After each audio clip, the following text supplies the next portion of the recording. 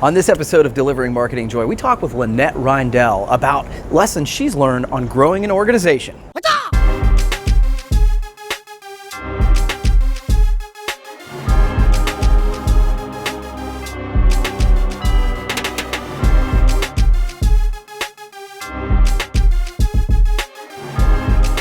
Hey there, and welcome to another edition of Delivering Marketing Joy. I'm your host, Kirby Hasseman, and with me today, I'm so excited. A friend of mine from a while ago, I won't say a long time ago, but a while ago, Linette Reindel, and she's an executive business consultant in the B2C business world. Linette, thank you so much for taking the time. Kirby, thank you for having me, and what a pleasure to reconnect after all of these years, right? Yeah, absolutely. You're right, it was a long time ago, but look at how healthy and great we are. That's right, that's right. Well, thank you for inviting me to your table. For sure. So, in our reconnecting, I've seen that you have said, and I've heard you say that when you choose to sit with the right people, all you desire can be yours. Can you kind of unpack that a little bit for me? Sure, thank you, and it's a great first question. I've shared with you, and as you know, I'm an author, and a couple of years ago, I wrote a book called The Art of Keeping Good Company, and I've truly spent my entire life kind of practicing this art, some years better than others, but most importantly, I was raised with a mother who reminded me each and every day that, honey, you are the company you keep. Or more importantly, the saying was, look, if you play with dogs, you get fleas, right? So I certainly understood that premise, and I carried that into my professional career. And early on in my career, I realized that it was equally as important as it was for me personally, it was for me professionally, to really sit with really smart, like-minded people. I knew that I was sitting at this table with other professionals, if you will. And again, some good and not bad, and some good and some not so good. Right. And it quickly dawned on me that the same kind of fundamental values that I was raised with personally should carry over then to that kind of work table. I want to digress for just a moment and share with you, I believe in life there's three tables that we all sit at. We certainly have a family table. We'll go there another time. And we have a work table, and we have our friends table. I believe the most important table that any of us can sit at is our friends table. Okay. Because our family table is what it is, right? And they will always be your best cheerleader. The work table is, and a lot of times some of us are working maybe where we don't really want to, but we make those decisions for whatever reason. And most importantly, a lot of us have this incredible entrepreneurial spirit where we want to do something bigger than what we're currently doing. So the friends table to me is the most critical. So when I really talk about choosing to sit with the right people, it's really in the context of thinking about those that you call friends and those that sit at that friends table. So a lot of times, and women specifically, and sometimes men, we like to collect friends. So if I looked around my friends table, it may be that I still have friends from college, friends from a very first company that I started out in my 20s. Could be that I still have friends of mothers that, their kids played soccer with Adam, but you continue to collect and collect and collect. And then what happens over time, things don't really change. The perspective kind of stays the same. It's the same kind of dialogue in and out. So what I want to kind of just take a moment to explain is that if you as an individual at your friend's table, let me back up and say it this way. Think about the time you went to hear a motivational speaker, right? And you left there completely empowered and understanding that you can be all you want to be. You can start this company that you know that you want to start. So you leave there completely, pumped up and ready to go, and you kind of look around and say, okay, well, where will I go to get that insight? Because they said I can be all I want to be, but how do I really do that? Well, I know my family table is certainly going to cheer me on and support me. Right. I'm probably not going to go to my work table because there could be a conflict of interest. Right. So I'm going to go to my friend's table. And that's really what I did when I wanted to write a book, when I wanted to start to travel and start my own consulting business. How do I really ensure that I'm sitting with people that I can ask, an insight of, that I can start to understand better? What does it mean to write a book? What does it mean to own your own consulting company? When I started to look around that table, it was the same friends that wasn't really going to change or help that perspective that I needed because I hadn't really valued my chair space enough to move people in and out. So really the understanding is look around your table. If you need to kind of move people back, then move them back. It doesn't mean they have to leave the room. It just means that for that period of time while you're seeking insight on starting a company or writing a book or whatever that may be, you can ask around the table, hey, do you know so-and-so? Hey, I know I know that your friend wrote a book. Can you offer me insight? Hey, I understand that, Kirby started this marketing company. Do you think you could introduce me? I know your friends. Those are the kind of dialogues that really start to then bring to life that kind of message of go be whatever it is you want to be, right? Yeah. Now, many times we let people sit with us where they're sucking the life out of us. They're not giving, and they are definitely taking, right? Yeah. So it's really sitting with people that are like-minded, that believe in a give and get environment, that know that you value your chair space, so in return, they have to value sitting with you at that table. And it is true. Whatever that is that you want, it's right in front of you. It is on the table, but you have to be confident enough to know that that movement of the table, that fluidity, that constant different perspective only comes when you move those chairs around and you invite those people. And then in return, whatever that is, you'll start to see it come to fruition. I don't believe you have to pay for, expertise. I think if you network the right way and you sit with the right people, then you'll get what you desire. But you have to first value yourself, value those that you invite to sit with you, and trust and know that if those people to your left and right aren't giving and getting, move them back. So I don't know if that helps, but it really is part of the book, and the message of the book. Yeah. It's really understanding who you are authentically and living that. So your table represents you, and certainly that friend's table is the one that moves all the time. Yeah. And then in return, really putting out there to that group what you want, what you desire, and I promise you they will help you get it, and it will be absolutely free. So. That's super cool, Linette. I love that, and I like the concept of the friends table, and it leads me to kind of my second question, because you've managed all kinds of different businesses, and so I wanted to ask what kind of consistent lessons you've learned in growing an organization. Yeah, thank you. Fair. And what's really interesting, the question where you've said I've managed all kinds of businesses, what I really want to kind of set up for you is that I have spent my entire professional career in an industry where we believe in kind of a direct-to-consumer business model, right? So the model is the same. The business is the same. What's different is the organization. In return, that means what are we selling? I mean, fundamentally, you've got this model, right? And it's $1 billion industry whereby companies and brands invite reps and people to sell their goods all over the country, but more importantly, through friends and family, et cetera. We all get that and understand how that works. That's where I've spent my time. Now, some of it call it, a direct selling business. Now today they call it social selling, and you can refer to it as a B2C, et cetera. But the interesting part is that, it is a business whereby it's the same industry, but the businesses are different. Right. So the first thing I learned early on is, yes, I sit in this space, and I sit in a space whereby there's a model and an infrastructure and a support system. But what's different is the goods that we sell, the service that we sell, and the people that we interact with. And you can't make one the same. So early on, I learned first and foremost that it was my responsibility to understand, was I hired as a consultant or as part of this organization to grow that business or to manage it? Because there's two fundamentally different behaviors. If you manage a business, you're probably going to have well-run processes.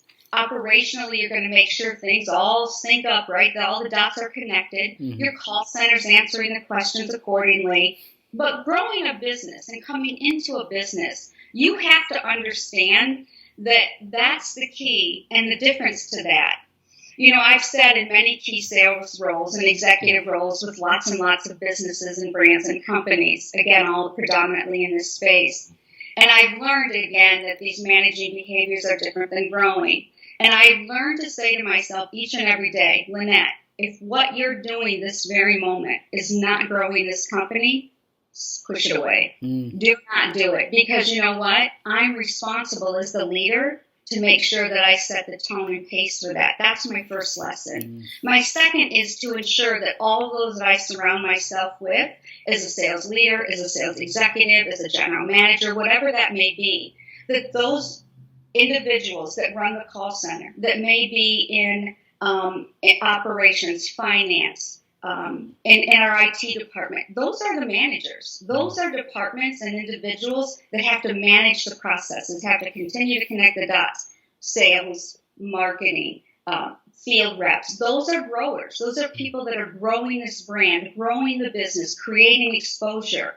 So as long as everyone understands that role, you then acquire more accountability and responsibility to the end result. Everybody gets it. My second lesson is to ensure my team knows if they're a grower or a manager. And then they're responsible and accountable then to that end result. We talked about this a little bit ago. My third lesson is I have to surround myself with very like-minded people. I have to make sure that no matter what company that I'm sitting with, that those around me, that we fundamentally believe in the product. We believe in the end result. We know that we're responsible to help women and men also augment their income because we're providing a means to that end. So I want to sit with those type of people that whereby I'm never convincing anyone, and then everyone fully agrees to this is ultimately the goal.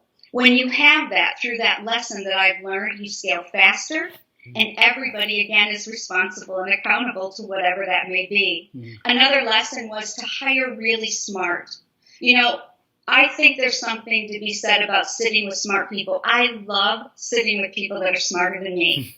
Every day, I want to learn something new, and I want you to be smarter than me. I know what I know, and I know what I don't. I would say my expertise is marketing. I would say I'm smart enough to hire the right team, and I know an end result, but it's not my wheelhouse. So I want to sit with the best marketer, and I want that marketer to bring to the table what's happening in social media. Why is it a brand is or isn't thriving or growing? What happens if this literature doesn't line up to what that end consumer wants or sees? Are we using the right word choices? That's what I would want from hiring a smart marketing person. So I want them to be smarter than me, because if not, we're not going to grow. We're not going to stay current. We're not going to be modern. So I think we gain so much respect from one another when we all sit there and are clear about our level of expertise, but that we collaborate in a meaningful way. So I think hiring smart is important. And you know what, Kirby, sometimes people aren't comfortable with smart people. And I think that's a lesson. And I think those are things that we have to reflect on as we think about what did we learn and how did we grow. A little different than sitting with smart people is hiring experts. You can find an incredibly smart person to hire. There's lots of smart people. But business may be requiring today an expert in marketing. So whereby I meet an individual that I think is brilliantly smart, it may not serve the business well if they're not an expert in which the business is requiring. So I've made that mistake before. I've hired smart people for a marketing role. But in return, the business didn't get what it really needed because that person was smart, but not a real expert in real marketing. And however that is, we define it. So I do think it's important to hire smart, but hire expertise based on what the business needs and be clear about that. Doesn't mean that at some place that person that's really smart can't come in and offer consulting, whatever, but you want to make sure that the business gets what it needs. I would say another lesson is do not wait to hire. Make sure that when you have an opening, you do not wait to hire that next executive that needs to be there. If you've lost your VP of sales, if you've got a VP of marketing that moved, if you've got an IT, director, whatever that position is, get that position filled as fast as possible. I would say one of the biggest things I've done in my career is I worked for a multi-million-dollar international cosmetic company. 18 months I sat without a VP of marketing. Somebody had to take it on, me, and a team that wasn't experienced. We didn't know what the current trends were. We didn't understand the behaviors. Now, did we get by? Sure, we got by. Did the business grow? No. So the lesson I learned was you hire and do not put responsibility onto other individuals that are not capable, have the skill or the knowledge, because you set those people up to fail. And more importantly, you, as a grower, take your eye off the ball because now you're managing something that you're not really well versed in. So I learned to hire fast and make sure that I do it well. And I think also this is a little bit difficult, but I've learned this as well. You have to be okay to let go of someone that may have outgrown that business or whereby the business has outgrown them. So many times you hang on because of tenure or whatever that may be, but there are times, and we know, businesses are moving so fast whereby it's just not applicable anymore. What the business needs, it's not getting. So you have to also be willing to let go of what you may have outgrown, or if they've outgrown you, and you help them move along. It really serves both well in the ultimate end. I think technology, an incredible lesson. It's so critical. Sure. It moves so fast. Make sure that IT team, whatever that is, because they're definitely, the managers, right? They're making sure that infrastructure will support what the growers need, especially in the business model in which I sit in, because we've empowered these reps around the country or around the world to sell goods and services, right? Mm-hmm. If our IT and our technology isn't current and modern, if it doesn't make it fast and easy to do business with, they'll go somewhere else. Mm-hmm. In the olden days, it used to be nice to have, right? It's expected today. Yeah. It's expected that we're savvy. It's expected that we're ahead of the curve. That's a lesson I've learned. Would never let that happen again. Yeah. I think another lesson is that clearly in infrastructure, whereby we're growing, we have forecasts, we have objectives. If that infrastructure can support it today, the question is, can it also scale as fast as the growers? If we turn the business upside down, will it be able to outpace our growth? It should. It should be always 3 to 5 years ahead to make sure that we never, ever are out of inventory, that we don't have processes that can continue to move people and inventory where it needs to be. So that's also another critical lesson, to not take your eye off. I think another quick one is, listen to your consumer. Listen to that end person. In this business model, sometimes it's the reps, but sometimes it's the end consumer. Mm-hmm. And you hear it and you see it through behaviors, when they're not selling, when they're not inviting other people, when they're not engaged, when the consumer stops, buying from you. Mm-hmm. There are clear signs that says, listen, pay attention. You don't have to run and pay, thousands and thousands of dollars for data or something that's happening in the marketplace. You know pretty quickly when you're dealing with this kind of model. Listen, pay attention. Respond, react, be flexible. It creates trust. It creates respect on both parts, that the company is old enough and wise enough and big enough and young enough and nimble enough to say, we heard you and we're adjusting. Everybody wins when you listen, but you got to pay attention, because the information will come differently than, verbally. I think also it's being open to change, but being, okay to lead with change. I think Amazon has done something incredible to every one of us. It's created this level of expectation. It's created this incredible environment where now we're all held accountable to not necessarily competing, but looking at everything to say, are we creating an experience that will hold people, that will engage them, whereby they'll want to do business with us? Because there's choices and options now in everything. Sure. So I think they've offered up and anteed up to every one of us that sell any consumable, any service. How do we keep people to stay with us? Do we have incentives? Are there loyalty programs? What are we doing, and are we paying attention to it? And it's an incredible lesson. Because as fast as you can gain traction, you can lose it, because somebody will pick it up from you. So that's a lesson I've learned several times. Yeah. And I would say also be very sales focused, as much as that's my wheelhouse, right? And I take great pride in sales. Listen, it has to be a clear focus every single day. We're selling something. We're offering something, and everybody has to be in alignment to that mentality, because what will happen is, if we're not focused and we think, hey, this is good enough, we hit $1 billion or we hit 500 million.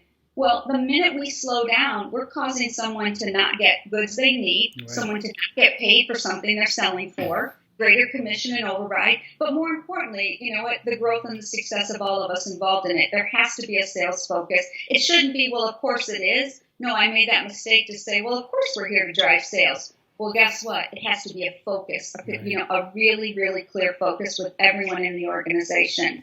A couple other things, be very clear, provide consistent, cohesive messaging, own a mistake or a problem. If you've made it, be clear about it.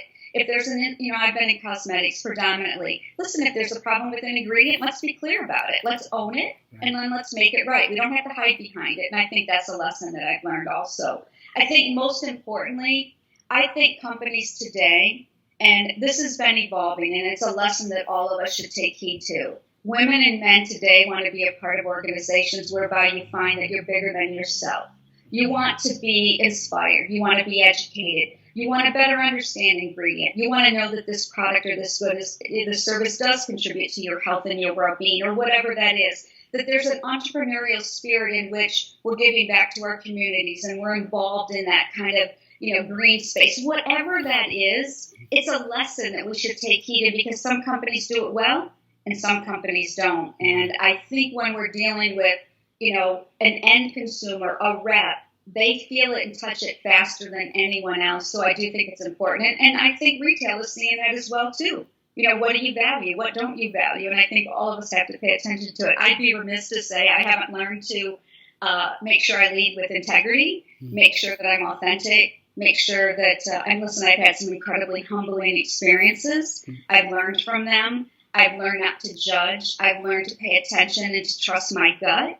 And I've learned, most importantly, if it doesn't feel right, it's not right. If I'm not sitting with the right people, if I'm not right with the right company, I know it quickly. So I don't know if those are good lessons or bad lessons, but all lessons I've learned, and there's so many more. But thank you for allowing me to kind of share a few that have literally changed my life. So thank you. Linette, you really unpacked that really well, and I appreciate you taking, kind of the thorough look at that. I really appreciate it. The last question for you quickly, is if you're talking to someone who's ready to start a business, what advice do you have for them? Well, Kirby, this is a great question, because a couple of years ago, let me just share with you, I have been making this coffee for about 25 years. I'm sorry I didn't share it with you many years ago. But I've been making it for years and years. And I decided a couple of years ago, I'm going to start a business. Why not, right? I know I've done this for this many years. Of course I can do it. I've done everything else. I think that the best advice I can give anyone that's going to start a business is, first of all, be clear about your skill set. There's no where we say, oh, these skills kind of parlay over, they're translatable. They're not. They're absolutely not. I've never sold food before. I can make it, but to sell it, to market it, to really understand it, I didn't know that at all. I think the first advice I would give is make sure your business is funded. I mean, really funded. Understand your margins, your price per piece. I mean, really, it's simple things that you would think everyone would know. I consider myself a pretty smart businesswoman, right? I didn't understand my margins. I was dealing with food. I didn't understand the cost of real butter, what it meant to really look at chocolate and where's that chocolate going to come from. Also labor costs. I mean, it's a very labor-intense business. Every tray of coffee has to be broken apart and every piece placed into an individual wrapper. There's FDA requirements. There's ingredient requirements. There's a lot of things that we just take for granted because our friends, we sold it to our friends. Of course, you don't have to follow any rules. Yeah, there's rules and there's laws. Is it scalable? How scalable is it? It was one product. I thought for sure I could make millions off of one product. How many times is a customer going to buy toffee? To the same person, probably once. So they love it, but there's no repeat on it. I also think, again, it's that you can't be the salesperson, you can't be the marketer, you can't be distribution. I spent the entire time managing the business and never growing it. I never took, I spent so much time just standing there hand packing candy and hoping that the next business would come, but it would only come if it was coming from me. I think the biggest thing is no two businesses are alike. I think you have to definitely pay attention to what's happening. I think there's an incredible rise on entrepreneurialism. I think there's an opportunity to call your own shots. And I don't think that everything scales as fast as we think it will and it should. And, listen, it's 2 years later. And here's the biggest lesson I learned. I heard this a long time ago from a young man that was selling these bow ties in New York, right? And he said to this group, and I happen to be in the group, listen, if you're going to do it. But do one thing well. Fail fast, quickly. Do not beat a dead horse. If it's not going to work, it's not going to work. And I knew 6 months into the business, it wasn't going to work. And you know what? It was personal. So I hung on. I borrowed more money. Now, 2 years later, I'm closing it. And I've learned a lot. But most importantly, I probably lost about $200,000. But it was an incredible lesson. But when it's so personal, it's harder to let go. Sure. I would say separate yourself from it. And truly, if it's going to fail, it's going to fail, but let it fail fast and quickly so you can move on to the next thing. So now I've licked my wounds and I'm ready to do the next thing. But that's my best advice. Really pay attention. As much as we're all smart business people and we believe in entrepreneurialism, it's hard. It's really hard. And sit with the right people, because guess what? Had I sat with the right people when I started the business because I thought I knew everything, I probably would have never started the business, because today I ask those that have run these businesses, cookie business, cake business, whatever, right? Oh, God, Linette, don't do it. It's really hard. But but I did it, and so that's my best advice. Those are kind of things that I've learned. That's a real life story of, you know what? Yeah. Do it well, and if it's not going to work, it just doesn't work, and move on to the next thing. And there's always the next thing, right? Because obviously we have that spirit. So those are my answers to that. That's really authentic and really honest and candid, and I really appreciate that, Linette. I give everybody the chance to ask me one question. Do you have one for me? I do. You know what, Kirby? It's so interesting. I always share this, candidly. Listen, I'm not marketing's not my I wouldn't say it's my biggest. It's the thing that I wonder about the most because it changes so frequently. I do know that marketing clearly is a service, and I believe we should lead with empathy, and I think we need to pay attention. But there's so much going on right now in the marketplace with influencers and bloggers, and it's important to me, and I ask you this question because obviously I work with direct sellers, and I work with women and men that sell goods and then consumer. What do you really think about what's happening with this phenomenon of brands that are really leveraging influencers, leveraging these bloggers? And if it's working, then why aren't more doing it? And if it's not working, I'd like your opinion on that as a marketing expert. Yeah, no. So I think in answer to your question, there's a couple different ways to look at it, right? So the brands who are leveraging outside influencers, whether it's through Instagram or bloggers or whatever, yeah, it works. I always say that, whenever I hear a business say, well, social media doesn't work or this doesn't work, it's not that that it doesn't work. It's that you suck at it, right? It's it's a little bit like saying I can't dunk a basketball, so basketball doesn't work. It just means you're not good at it, right? So it does work. And then from the inside, I think that the best brands are also creating content and trying to become influencers from the brand or from the personal brand level. And the reason people don't do it, I think, is a little bit of fear of the unknown, fear of looking silly, and then on the other side, they don't want to work at it. Because at the end of the day, building a brand through leveraged content marketing is a long-term play. And most people don't want to put in the work. That's really the honest truth about it. But those who are willing to do it are the ones, quite frankly, that we're looking to influence now. Like Seth Godin, started writing a blog 10 years ago every day. Now he's a genius, right? And so I think that when it comes to this kind of marketing, it's about putting in the work every day. And if you do it, long term it definitely works. So it's interesting that you bring him up. I followed him for years, and it is true that he has truly become quite a genius, right? Yep. And you see companies that are doing it, but you're right. It takes time, patience, energy, commitment, financial, all of that, right? And I do think so many times companies want a really quick win, right? It's like, let's do it right now and reap the benefit, and it doesn't always come that way. It's really fair. Yeah, it's funny. He kind of. I actually had a chance to talk to him, and he said, the best time to plant an apple tree is 40 years ago. The second best time is today. And so the same thing is true with content marketing. It's just about putting in the work and doing it consistently. So, hey, Linette, thank you. Thank you for sharing. Thank you for letting me sit with you. Yeah, absolutely. I appreciate it. Well, that's going to wrap up this edition of Delivering Marketing Joy. We'll talk to you next time.